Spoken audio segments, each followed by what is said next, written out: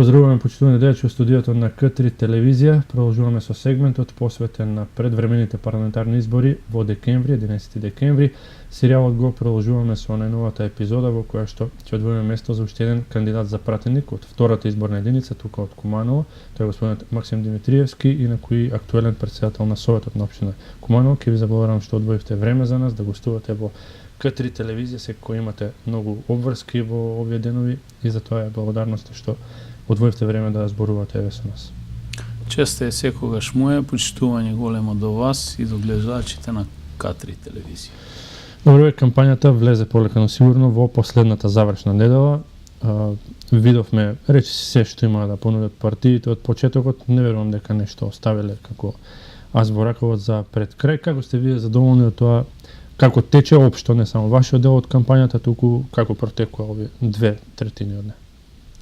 Па добро, очекувањата беа дека оваа ќе биде турбулентна, кратка, но ефикасна кампања и така и се покажува. Прв пат во зимски услови. Да, прв пат во зимски услови и се покажува и на терен.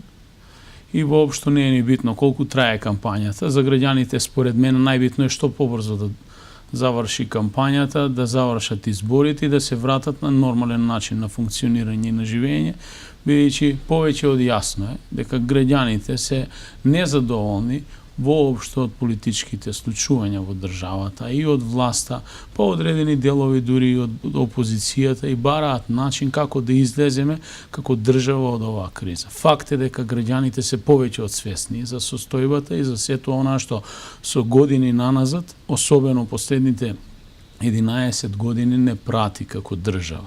Ние сме поделени како општество, актуелната политичка гарнитура предводена од ВМРО, ДПМН и Никола Груевски не подели на наши, ваши, предамници и патриоти и денеска сме во состојба да брат со брата не говори поради политиката.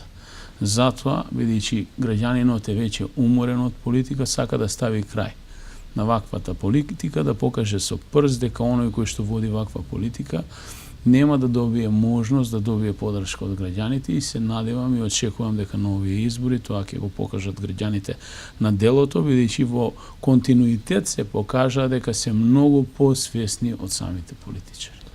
Имавме претходно два датума, ако не се лажам, сигурно за изборите, беа одложувани.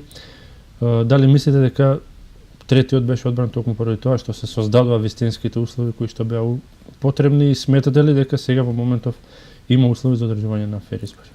Па не, уште првиот момент кога на последните парламентарни избори од страна на нас како опозиција не беа признаени последните резултати, стана јасно дека ќе дојде до голема политичка криза во државата, бидејќи факт беше дека на последните избори државата беше злоупотребена од страна на партијата на власт, предводена од господинот Груевски, и се искористи исклучиво за партиски политички цели комплетната машинерија државна.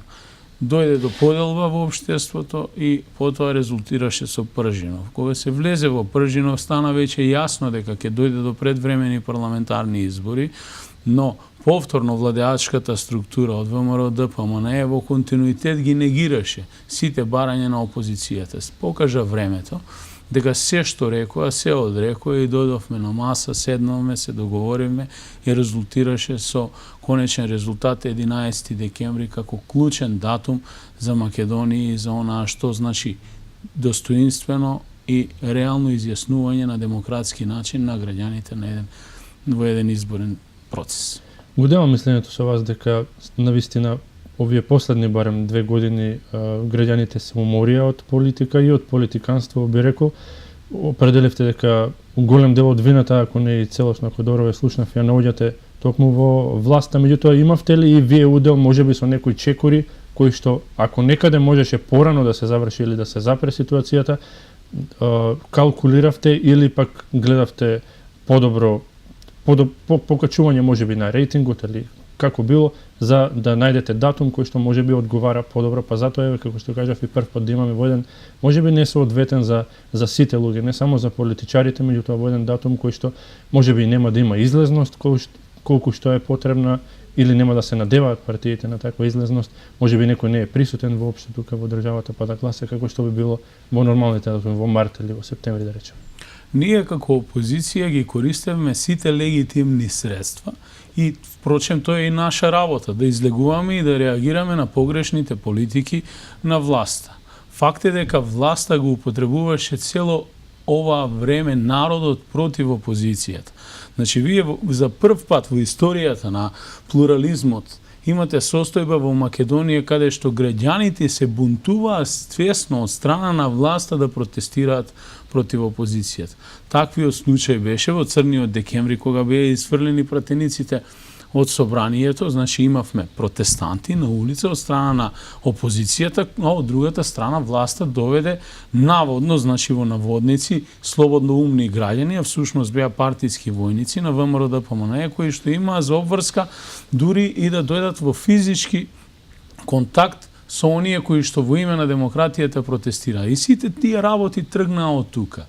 Факт е дека оваа власт премногу потроши време на тоа да води една црна и негативна кампања против опозицијата. Ако се сеќавате во минатото, дека Бранко Црвенковски беше најлошиот човек во државата според власта, потоа Радмила Шенкеринска, дојде времето на Зоран Саев, веројатно.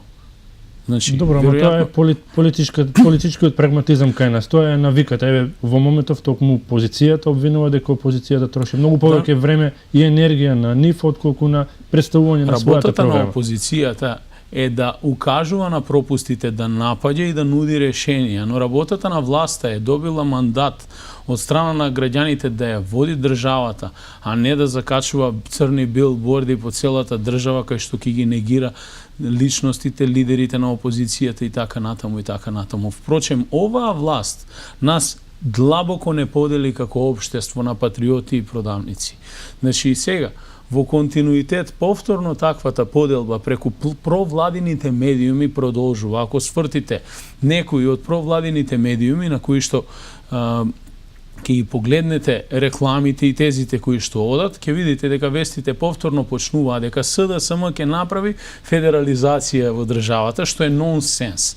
Значи, токму Груевски и Ахмети ја поделија овие 11 години Македонија во целост, на источна и на западна Македонија. Во едниот источна и централна Македонија царува Груевски, а во другиот дел западниот царува Али Ахмети со нивните тендерократи. Значи, Социјалдемократскиот сојуз има сосема друг концепт, а не онаа што они го нафрлуваат и се обидат како лага да го пласираат во јавноста. Ние имаме намера да ги споиме граѓаните, да ја споиме државата, бидејќи поделбите се повеќе од евидентни. Ако одиме да разговараме на етнички план, каде што тие ги промовираат нивните проекти како успешни, ќе дојдеме до заклучок дека нашите деца, на сите наши граѓани во оваа држава кои што живеат, без разлика дали се работи на македонци, албанци, турци, роми, власи, срби и останати, се поделени уште во најниско ниво на воспитно-образовниот процес во детската градинка. Ние таква Македонија, Република Македонија не сакаме да градиме. Ние сакаме да градиме современа Република Македонија со граѓански концепт. Федерализацијата која што ја говори Груевски, партијата на власт, е проект кој што тие де факто ја реализираа во моментот во државата. Јас тоа ќе го подкрепам само со уште еден аргумент. Ако се сеќавате, а нашите граѓани од Куманово тоа добро го знаат, и од регионов воопшто. Значи, кога одиме по стариот пат од Куманово за Скопје и поминуваме низ за Рачинова, значи немаме видено македонско знаме. Таму гледате само албански знамења закачени. Денеска не е така. Денеска имате насред Арачиново изборен штаб на Социјалдемократскиот сојуз, во кој што изборен штаб има македонско знаме на зидот. Кога пред еден месец го скрши и го се обидува, значи да го уништат штабот, одредени активисти на одредена политичка партија, токму албанците стана и го бранеа македонското знаме. Значи, тоа е концептот на иднината на нашата држава. Значи, нашата припадност етничка е едно, но државноста и нацијата мора да продолжиме да ја создаваме во континуитет. Значи да го почитуваме државното знаме, државните символи, а тоа ќе го постигнеме единствено на таков начин како што веќе го постигнавме со заедничките протести пред владата од страна на сите граѓани без разлика на нивната верска и етничка припадност, со последниот митинг кој што беше еден од најголемите митинзи во историјата на Независна Република Македонија, кој што го организираше опозицијата вчера, и во континуитет ќе се обидиме да дадеме можност на сите во државата, при тоа градејќи граѓански концепт, а не федерален концепт како што зборува и напаѓа господинот Груевски и неговите политички репрезенти. Добро, повеќе време сакав да зборуваме за програмите, меѓутоа кога веќе сме тука ќе се задржам уште малку затоа што вие го споменавте, не мислев тоа да биде дел од разговорот. Признавам дека можеби премногу се акцентира и се издвојува тоа, меѓутоа не целосно се вади од контекст, мора и самите да признаете дека беше споменувано и федерализација и зголемување на рамковниот договор на оние права што ги нуди самиот тој, двојазичноста. Секако верувам дека сте го слушнали тоа од вашиот лидер, би ве запрашал и за вашиот став, еве не најрадикалниот, најекстремниот дека ќе се случи федерализација или кантонизација, меѓутоа секако така да кажеме, обвинувајќи за тоа додворување на албанските гласачи, секако беше слушнато токму од устата на лидерот многу такви предлози кои што верувам дека добро им звучеле на некои со такви големи албански идеали. Тоа се апсолутни лаги и невистини кои што се изнесени на медиумите кои што работат исклучиво во корис на ВМРО-ДПМН. Значи, доколку ги пуштат целите снимки од изјавите на господинот Заев, тогаш може да се изнесе вистинскиот заклучок што всушност господинот Заев има изјавено. Социјалдемократскиот сојуз, јас овде пред вас и пред граѓаните на нашата општина најодговорно тврдам дека нема намера да се занимава со отворање на прашањето по однос на Уставот, именување на Уставот. Значи, сето онаа што е согласно граѓанско право дадено во делот на употреба на јазиците е веќе имплементирано во законот кој што е на сила. Прашањето е кој тоа заговара федерализација во државата. Федерализацијата на државата не е спомената ниту во еден момент од уста на некој од представниците на опозицијата. Федерализацијата дојде како поем споменат на некој од провладените медиуми и на мегафоните на власта. Значи, сите изјави на господинот Заев се како што они велеа сечени, лепени, премотувани и пуштани на провладените медиуми. Ние повторно ќе кажам, опозицијата има намера да владее одговорно со оваа наша држава. Имаме сакаме да дадеме можност на сите да се најдат во државата, да се инкорпорираат во системот и да ја чувствуваат државата како своја. Мора да признаеме дека сега, во моментов, не е така. Ние сме длабоко поделени. Кумановскиот случај, мајските настани на 9 и 10 мај покажаа дека граѓаните на општина Куманово, бидејќи општина Куманово е Македонија во мало, сакаат да живеат заедно. Се покажаа многу посвесни, се ставија над сите предизвици и заедно со граѓаните ги надминавме тогаш безбедносните предизвици во нашата општина. Тоа покажува дека граѓаните не ги интересира повеќе кое и какво знаме ќе се вее. Ние имаме едно знаме, тоа е знамето на Република Македонија. Една химна. Нашиот пат е во евроатлантските интеграции и нашата иднина е таму. Доколку сакаме да живееме подобро, ќе мора да направиме една сеопшта кохабитација во општеството и да тргнеме напред. Но при тоа да излеземе од прангите на политиката. Премногу политика во секое семејство, граѓанинот ни е затруен со политика. Затоа што самите политички субјекти и политиките кои што ги наметна ВМРО-ДПМН доведоа до начин да граѓанинот размислува дека единствениот начин за да се просперира во државата, се добие работно место и да се функционира, за да се дојде до парче леп, е да се биде член на владеачката структура која што е на власт. Тоа е апсолутно погрешно, популизмот одеше, функционираше и сега удри во ќорсока. Добро, да се посветиме сега малку и на програмата, пред се на она што вие го нудите како понуда за овие предвремени избори. Кои би ги издвоиле како главни поенти, нешто на кое што се базира целата понуда која што имате? Па добро, нашата програма е пресериозна. Значи, планот за живот во Македонија првенствено има за цел да ги задржи граѓаните на Република Македонија да останат тука. Првенствено младите граѓани. Знаете, ние родени 70-тите, 80-тите, па дури и овие најмладите кои што се родија 90-тите години, а денеска стануваат академски граѓани, немаат можност да го живеат истиот живот како што го живееле нашите родители, да имаат алтернатива веднаш по завршување на училиштето, дали е тоа средно или високо, да се вработат, да дојдат до сопствено парче леп и да можат да основаат семејство. Туку се принудени да бараат решение во некој од политичките субјекти кои што се на власт, или пак да одат и да го дадат својот работен труд кој што ќе го понудат на пазарот на трудот за мали средства, за мали пари. Тука дојде до една голема нееднаквост во општеството, бидејќи капиталот се трансформираше кај поедини групи на луѓе. Во моментов 90% од вкупниот капитал во државата го контролираат 90 семејства и случајно или не, сите тие се во блиски до владеачката структура која што е на власт ВМРО ДПМН и ДУИ. Значи, една таква држава е неодржлива доколку продолжи на тој начин да се развива. Значи, тогаш се создава една голема класа на луѓе која што е зависна од власта. И овие кои што го имаат капиталот на управување се тие кои што ќе бидат господари на судбината на останатите луѓе. Покрај тие 90 семејства постојат уште 20.000 членови на владеачката структура која што е на власт и се вработени во јавна државна администрација. Најголем дел од нив не ни одат на работа, а примаат плата, бидејќи тоа е јавна тајна, но имаат за задача и обврска за време на избори да обезбедуваат сигурни гласови за ВМРО ДПМН. Што со оние останатите? Над 1.300.000 граѓани.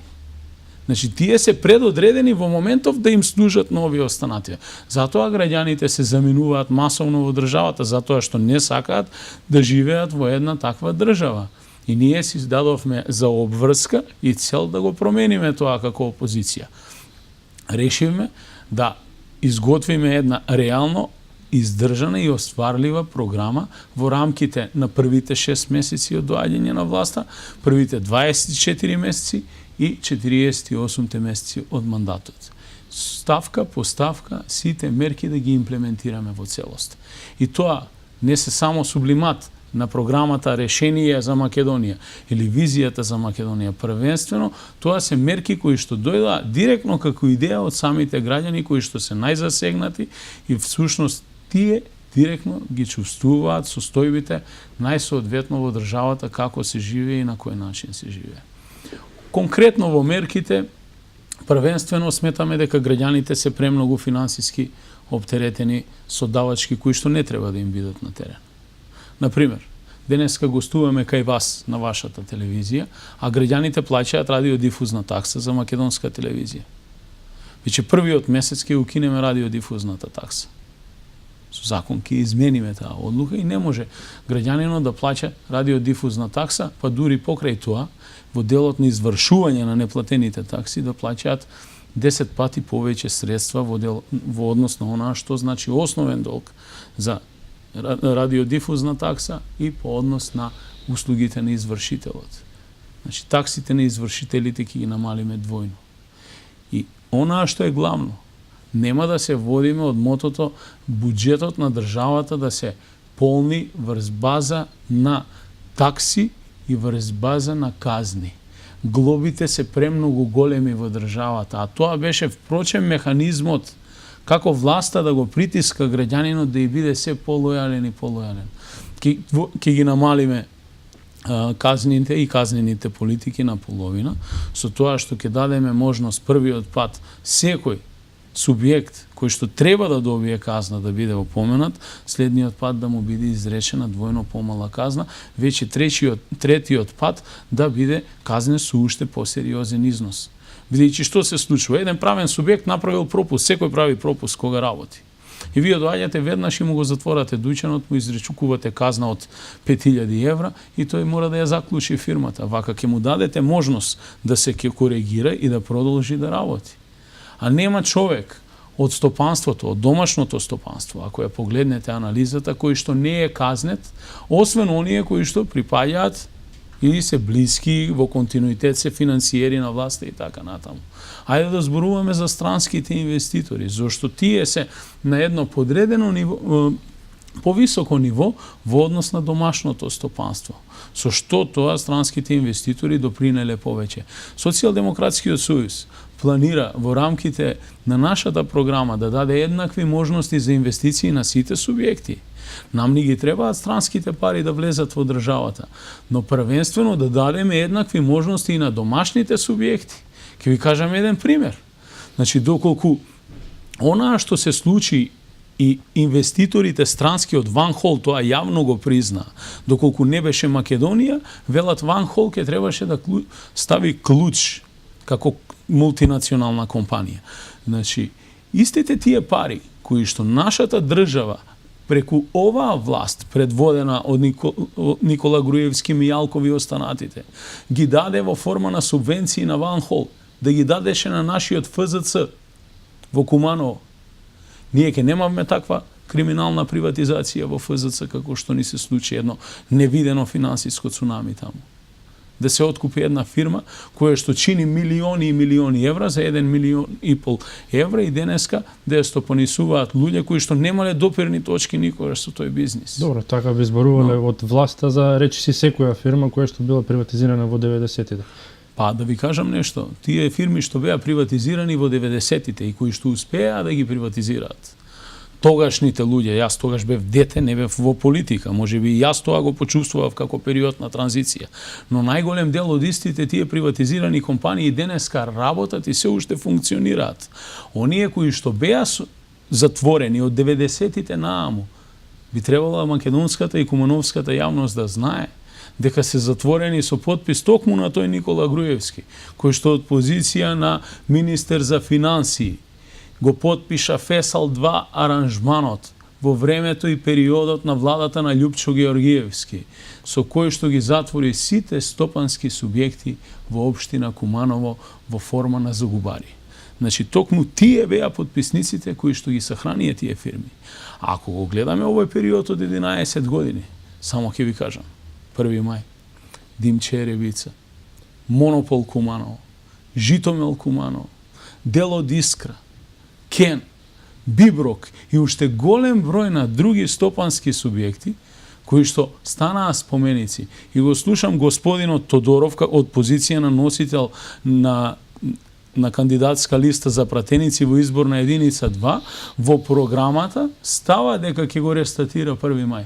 Па каков 1 мај? Од 1 мај веќе нема ништо. Срушене целосно, има инвеститори кои што сакаат да градат таму стамбено-деловен комплекс на таа локација. За каков 1 мај? Или за Житомел? Па Житомел беше компанија која што ранеше со лепи бели пецива не само Куманово, цел регион. Што се случи? За наводна криминална приватизација во која што исто така јас се сомневам на времето кога Бајруш Седију ја има откупено таа компанија, значи, дојде во ситуација да спроведат акција полициска Пепел, а субјектот го оставија на забот на времето, дури не оставија ни страдажарска служба да го чува. И еве го што се случува со Житомел Куманово. Значи, да му е срам на секој поединец да помине и да погледне на кај Житомел. Добро, да се вратиме на програмата. Ветувате мерки кои што звучат добро, меѓутоа не само политичарите кои што секој ќе искористат да ги предизвикаат и да ги најдат можеби фалинките, туку за дел од нив дури економистите тврдат дека се економски неиздржани. Еве споменавте дека од оние барем од оние сегменти од кои што се полни буџетот, ќе гледате да скрете од каде тогаш ќе се полни буџетот, да се искористат парите еве за оние ветувања за стартување на бизниси за млади луѓе, да се финансираат, потоа можеби враќањето на данокот или намалувањето данокот, од каде ќе доаѓаат тогаш сите тие пари за да можете да ги распределите, да ги вратите дали на малите бизниси или за кои било други плаќања со кои што државата функционира нормално потоа. Па велат Македонија нема пари. а анализите покажуваат дека од Македонија за овие 11 години излегува повеќе од 5 милиарди евра надвор од државата, се испра, ги изнесоа.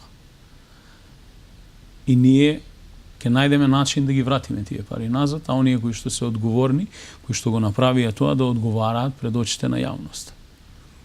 Но првенствено, ако погледнете една наша мерка, 12.000 денари минимална плата, тоа е остварлива мерка.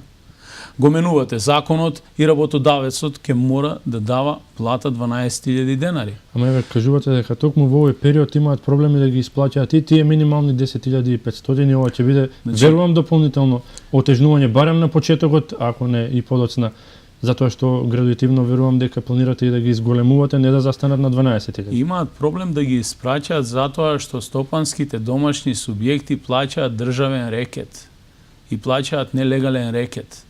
Кога ќе се ослободат луѓето слободно да творат и да создаваат во стопанството, тогаш нема да им биде проблем да платат 12.000 денари.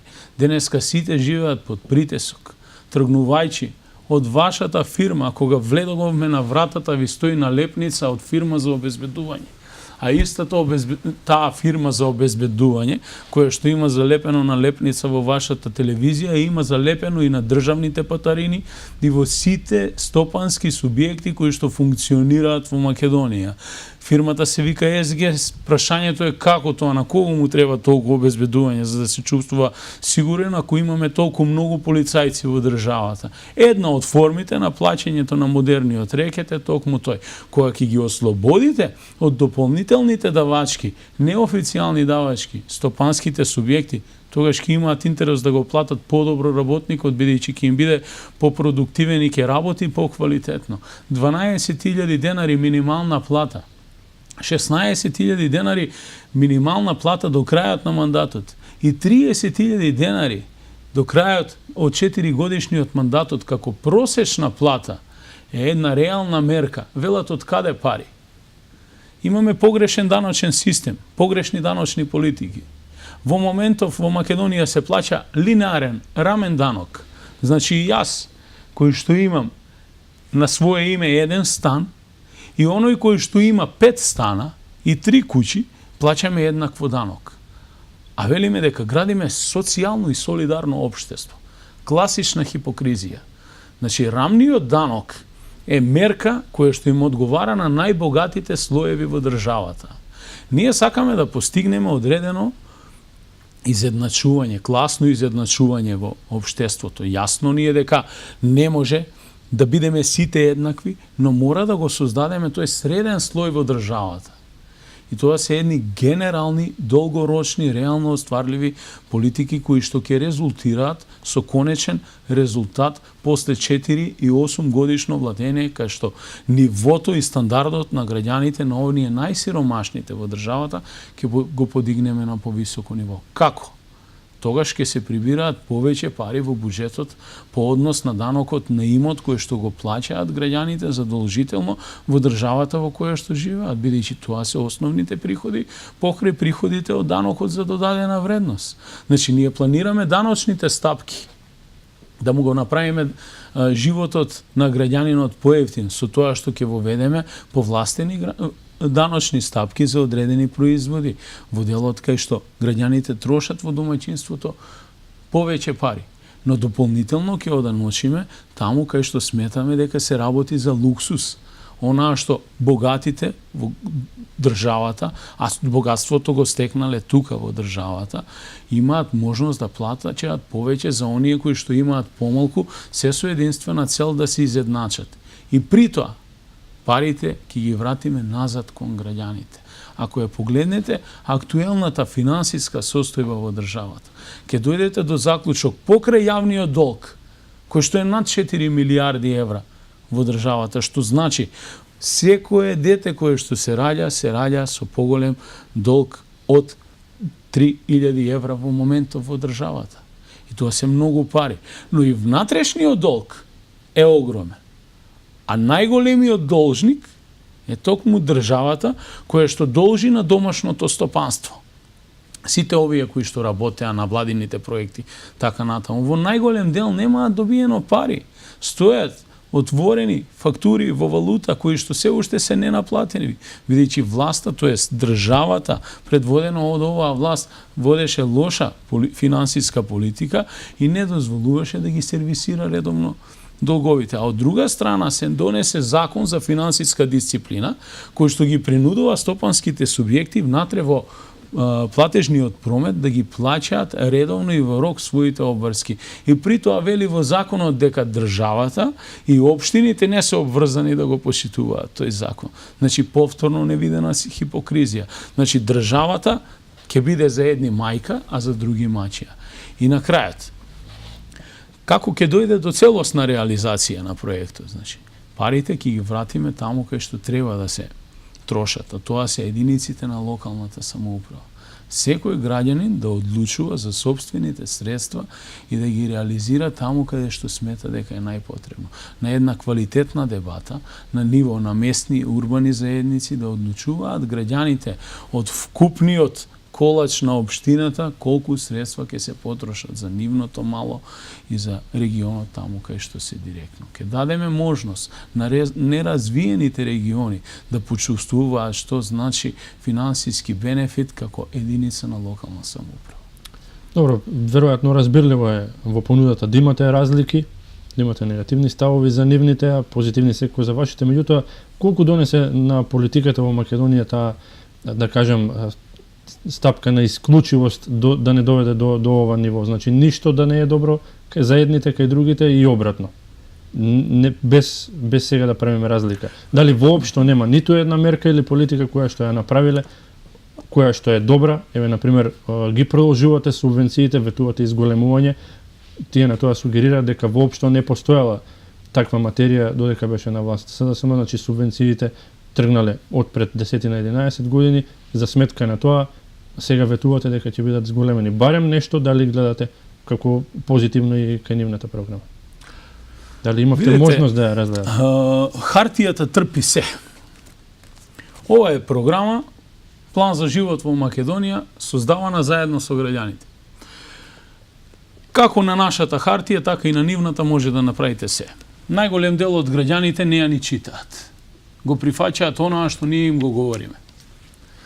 Ако се вратиме 11 години порано, беше портокалова боја, се викаше преродба во 100 чекори.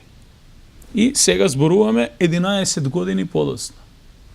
Преродба во 100 чекори, потоа добивме остваруваме и на крајот добивме отчет. Еве ја состојбата каква е. Потрошени над 20 милиарди евра државни пари преку тие буџети кои што беа за овие 11 години и повеќе. Каде се капиталните инвестиции? Што се има променето во Република Македонија за овие 11 години?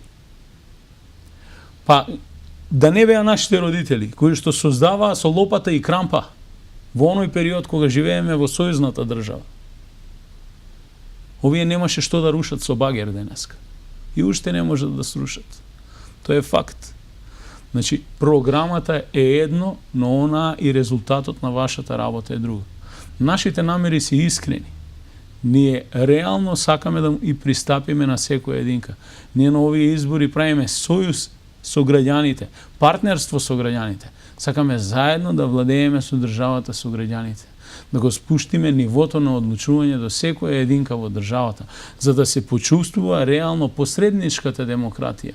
Деновиве ги посетуваме граѓаните сите и граѓаните ни велат, сега доаѓате за избори.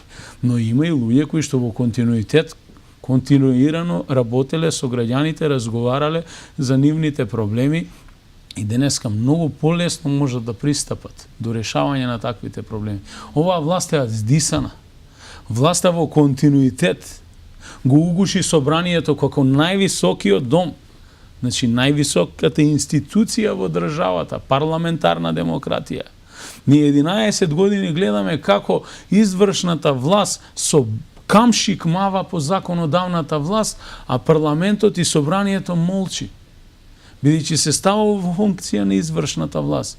Кај нас демократијата е угушена и демократија постои само на хартија. Но го оптеретувате граѓанинот со дополнителни финансиски домашни проблеми, го правите зависен за да не размислува на демократија воопшто, да не се обидува ни да владее со државата, бидејќи има политичка елита која што е дадена од Господ, како што е Груевски и фамилијата, и би требало да владее инокосно со години и со години, додека граѓанинот размислува дали денеска кога ќе отвори фрижидер има нешто во фрижидерот или нема. Ние планираме таквиот начин да го промениме. Отчетност и одговорност ќе има многу поголема и на многу повисоко ниво. Граѓанинот ќе мора да биде информиран, но и активно да се вклучи во креирање на политиките кои што се реализираат во државата, бидејќи впрочем, ние сме тука за нив. Политичарот треба да биде народен слуга, а не повластен граѓанин, како што е во моментов денеска. Слушнаме како премиерот си нарачува Мерцедес од 600.000 евра, си носи наочари од 60.000 евра, а народот му гладува. Па џабе му е на кралот ако народот нема, почитувам мој пријател. Значи џабе му е на кралот тога што и не е крал. А денеска во Македонија гладуваат сите. Ќе ви кажам еден случај во стопанството. Значи се гради, се вели ќе правиме гасификација во Македонија. И тргнаа со проект да градат гасификација, првиот крак Клечовце-Штип. 1 километар газ чини гасификација, чини поскапо него 1 километар автопат. Тоа го нема ни во Гинис. Цевките кои што се носат за изградба на тој гасовод доаѓаат и се складирани на складиште тука, царински терминал во Куманово, од Русија. А нашата фабрика за заварени цевки и профили нема испорачано ни една цевка на таа траса на гасоводот. Се поставува прашањето зошто државата не го даде бизнисот со гасификацијата на ФЗЦ, која што е направи гасификацијата во поранешна Југославија, цела гасификација, туку свесно ја доведе фабриката на тоа дереже за да ги обезвредни акциите и да го купи пакетот акции некој повторно близок до власта за 1,5 милион евра. Такви случаи има многу, бидејќи целта на власта е да го купи и да го запоседне македонското домашно стопанство. Такво какво што е, ние го имаме и целта е да го купи. Со тоа да ги купи работниците и да ги користи под присила за време на избори, да се изјаснуваат на избори во интерес на централната власт. Еве ви пример. ФЗЦ денеска бев на состанок со група на граѓани кои што се избркани по основ на технолошки вишок од ФЗЦ 11 октомври Куманово. Бела дојдоне ни соопштија да си одите дома. Над 60 луѓе, берам така ми информира он. Зошто? Бидејќи вели не сме политички лојални, не сме им од корист. А денеска таа иста фабрика прикажува дека работи со добивка. Како до вчера работела со загуби, одеднаш работи со добивка. Кој е теркот за успехот на стопанството? Ајде да ја примениме таа метода тогаш. Добро, да се посветиме ајде малку и на листите. Јас верувам дека има многу логика во тоа што го зборувате, меѓутоа од другата страна постојано би обвиниле дека на исто рамниште може да се споредува функционирањето на општина Струмица, која што е толку време во па и Куманово, така да кажеме, а ни една од овие мерки кои што сега ги ветувате, а можеле барем на локално ниво иницијално да почнат да бидат испробани, не биле ни почнати, а сега ги ветувате на национално ниво. Не е точно. Гасификацијата во Македонија се знае која реализираше прв. Токму за гасификацијата во последните недели се пишуваше, барем во дел од медиумите се пишуваше дека има повластена фирма која што работи и цената на гасот е исто така и премногу читате или премногу следите можеби провладени медиуми. Значи гасификацијата напротив, затоа ви оставам да зборувате и да ги искажувате вашите ставови и мислења на кои што секој, така да кажеме, би имал можеби нешто за да ги порече. Значи јас ќе ви кажам за проектот гасификација во Македонија. Гасификацијата единствено е разгранета во две општини во Македонија. Со сопствени средства на граѓаните на општина Куманово и на граѓаните на општина Струмица. Денеска во Куманово имаме јавно предпријатие, Куманово газ, кој што и покрај тоа е во состојба таква како што е, бидејќи ни е потребна докапитализација на предпријатието. Тоа е проект, треба пари. Но нема државни пари како што има во некои други општини за кои што државата е мајка, а за општина Куманово и Струмица е маќа. повторно успеавме да ја разграниме мрежата до најголем дел од јавните институции, училиштата денеска во Куманово користат газ, користат јавните институции, општината, дури и болницата побара приклучување на газ и останатите институции, и граѓаните е неминовно дека веќе преку сите нас, особено преку децата во училиштата, го чувствуваат бенефитот на газот, а час поскоро ќе дојде и до домаќинствата. Првиот момент кога општината ќе има доволно пари да направи докапитализација на тоа јавно предпријатие. Струмица на тој план отиде уште повеќе, уште подалеку, почна да приклучува и домаќинства на мрежата. За какви успешни проекти? Ние имплементираме успешни проекти.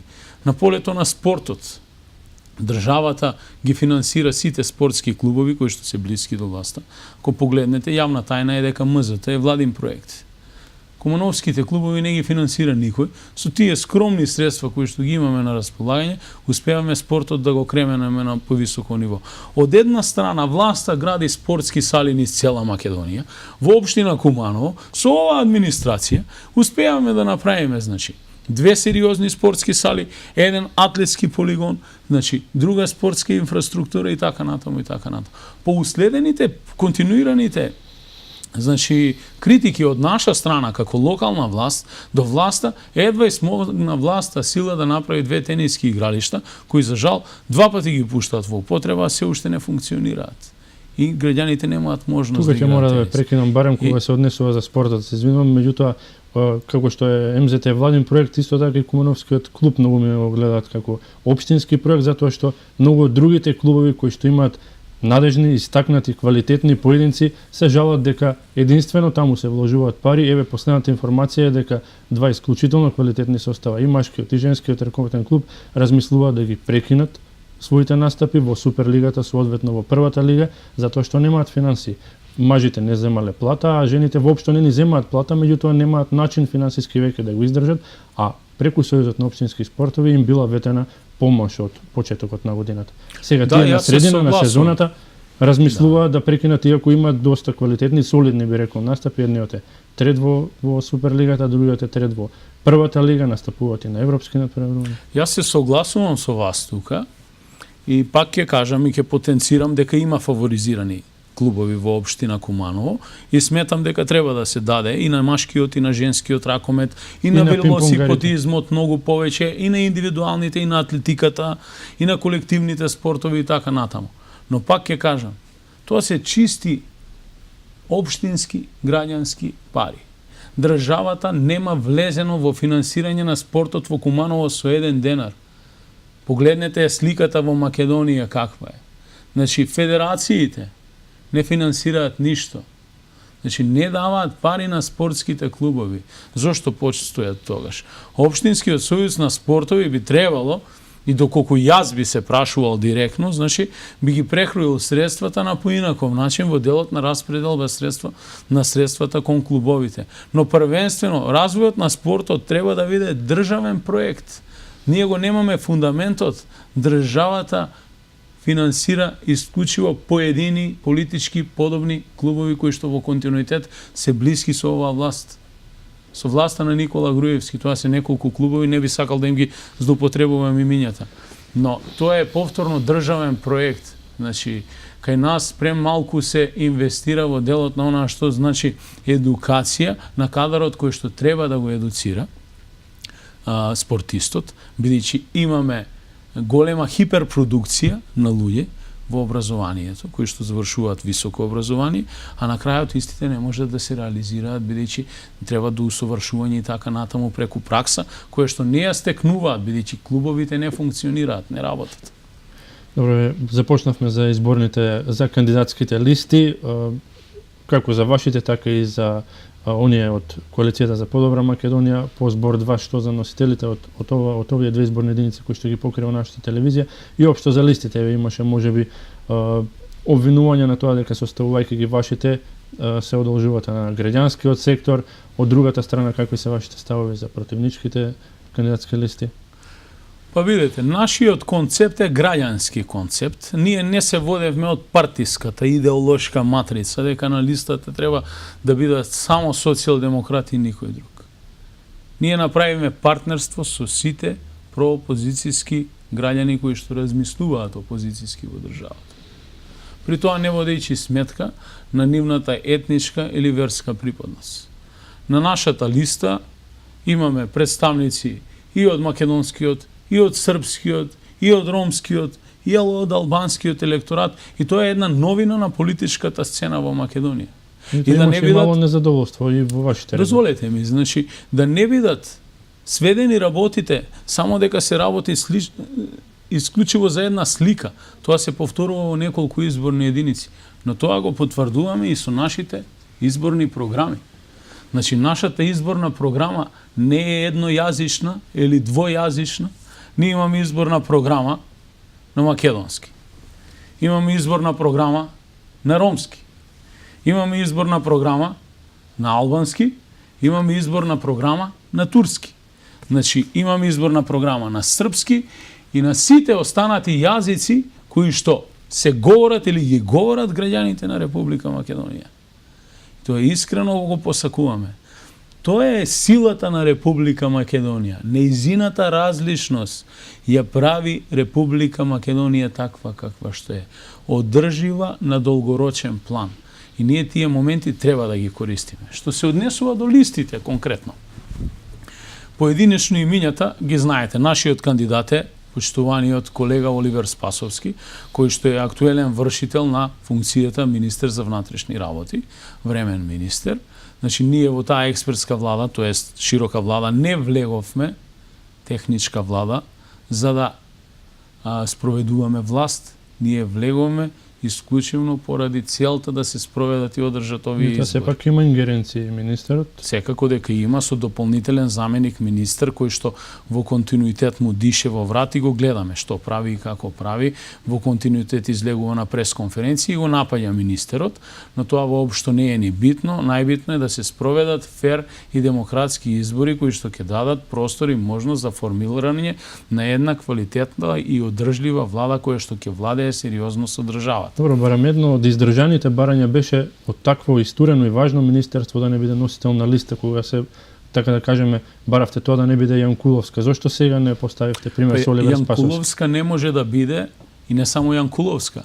Голем број од луѓето кои што се кандидати на листите на ВМРО ДПМН не би требало да бидат кандидати затоа што против нив во најголем дел се водат Не зборувам за сега, додека беа министри, не токму Јанкуловска, туку министерот за внатрешни работи, да не биде најистурениот играч на кандидатска листа. Тоа беше едно од барањата, ако се сеќавам, на Социјалдемократскиот сојуз, а сега пропушти да даде еден пример така со Оливер Спасовски. Значи, барањето се однесуваше директно до госпоја Јанкуловска, бидејќи госпоја Јанкуловска од позицијата која што ја имаше министер за внатрешни работи, слушнаме многу убаво како тоа го трансформирала МВР во МВР. Истата таа Јанкуловска ја слушнаме како на бомбите зборува дека ако е потребно ќе направиме војна, и војната и се случи, дводневна војна во Куманово. И на такви луѓе не би требало да им се дава простор и тоа би требало да се ограничи во иднина и со закон.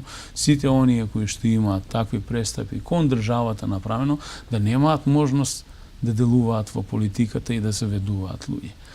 Но да се вратам повторно на кандидатските листи. Покрај еден Оливер Спасовски, колешката Фросина Ременски, колегата Мухамед Зигири, почитуваниот професор Ферид Мухич, и останати кандидати од Куманово. На оваа листа ние за прв пат, после подолг временски период, во првите 10 кандидати, значи имаме 3 кандидати од Куманово. Господинот Оливер Спасовски, јас како шесто позициониран и господја Лидија Тасевска од редовите на СДСМ. Покрај нив го имаме и колегата од Српска партија во Македонија, господинот Мирослав Јовановиќ, кој што се наоѓа на 9-то место на листата, и на крај на 18-то почитувано место го имаме колегата Мартин Захариев, кој што доаѓа од редовите на младите социјалдемократи. Што се однесува до листата на нашите политички опоненти, на кои што исто така им посакувам успех на овие избори, значи не би сакал да ги коментирам индивидуално имињата, сметам дека исто така има квалитетни имиња, но се надевав дека ќе бидат многу подобро позиционирани во делот на она што значат местата кои што ќе им бидат дадени како општинска организација од Куманово. Добре, малку се допревме до тоа, впрочем, техничка влада ќе ги спроведува овие избори, до таква ситуација се доведовме, вонредни се, предвремени, имаат можност да учествуваат овој пат и министри од опозицијата. Како ја оценувате вие нивната работа? Споменавте дека е постојано предизвикувана, тоа веројатно беше и целта, и опозицијата има заменици, пак дополнителни министри, меѓутоа повторно многу врева се дига токму таму каде што се министрите од опозицијата. Не велам само за злоупотреби, туку најмногу се зборува за тоа. Не велам злоупотреби, туку повторно се во фокусот на вниманието. Па еве, веднаш се чувствува слободата. Низ мој пример ќе ви кажам. На последните парламентарни избори, јас и градоначалникот на Куманово бевме спроведени во полициска станица еден ден пред гласање. Јас сум сигурен дека ова нема да се случи повторно на овие избори. Бидејќи во минатото, додека ние одевме и водевме кампања, не следа да оперативци од МВР. Јас тоа го имам пријавувано и како случај во МВР и денес, до ден денешен немам никаков исход од тие пријави. Денеска мене како кандидат или како човек кој што доаѓа од опозицијата и на моите колеги, никој не ни диши во врат и никој не ни ја зема нашата слобода. Значи, се уште немаме видено да излезат инспектори, дали се тоа од Министерство за земјоделство, шумарство и водостопанство на терен, или пак луѓе од социјално, кои што ќе им се закануваат на социјалните групи и слоеви на граѓани, ќе ги оценуваат со тоа дека ќе им биде укината социјална помош ако не гласаат за актуелната владеачка структура ВМРО, ДПМН, ЕДУИ и така натаму. Значи, веднаш се чувствува, факт е дека оваа техничка влада која што беше составена свесно во функција на овие избори функционира. Не сме никој да се дрзне, бидејќи секогаш во Министерството за внатрешни работи и ресорните министерства од кај што доаѓаа најголемите злоупотреби, постои некој повисок во хиерархија, во овој случај се тоа господинот Спасовски, Ременска и останатите колеги кои што можат согласно законот да реагираат. Добро, да кажеме сега и збордва за изборниот ден. Очекувате ли се да помине мирно? Во последните изборни циклуси немаше посериозни нарушувања и проблеми на изборниот процес. Очекувате ли така да биде и во недела? Најпрво сакам да се заблагодарам на сите граѓани на општина Куманово кои што го посетија денешниот митинг, кој што се одржа на градскиот плоштад и од каде што упативме силна порака сите заедно дека ќе дојде до промена во Република Македонија. Јас очекувам повеќе од мирен ден на денот на изборите. Факт е дека граѓаните на Република Македонија го посакуваат, но првенствено и го заслужуваат тоа. Оној кој што е подобриот ќе помине кај граѓаните. Јас верувам дека ние најдостоинствено ја представивме нашата понуда пред граѓаните на општината и во рокот на овие неколку дена кои што ни остануваат во кампањата, ќе се обидеме да влеземе во секој дом, да тропнеме на секоја врата и да им укажеме на граѓаните и да им дадеме до значење дека ова не се обични избори, ова се референдумски избори, на кои што граѓаните ќе избираат помеѓу Никола Груевски и државата, ќе избираат помеѓу фамилијата и граѓаните. Верувам повеќе од свесен сум и верувам дека граѓаните ќе размислуваат многу пред да го заокружат бројот кога ќе влезат на гласачкото место, бидејќи овде на овие избори се одлучува иднината на секое семејство, на секоја индивидуа, но и на Република Македонија. Добро, и за крај разбирливо, мислите ли дека поразениот кој да ќе ги прифати резултатите или повторно ќе имаме некакви предизвикувања и повторно битка во неделата? Ако изборите продолжат во ваков позитивен тренд, со многу мали забелешки И на денот на избори нема причина зошто ни од едната, ни од другата, ни од третата, ни од четвртата страна да не биде признаен или прифатен изборниот резултат. На крајот на краиштата, мониторингот, меѓународниот мониторинг на овие избори е многу поголем и никој нема да дозволи да излеземе од онаа што се вели основна државотворна матрица и иднина на Република Македонија и нејзините граѓани. Благодарам што одвоивте време за нас, ви посакувам успех, а вас почитувани гледачи ќе ви заблагодарам што бевте со нас и понатаму следете програмата на К3 телевизија. Пријатно.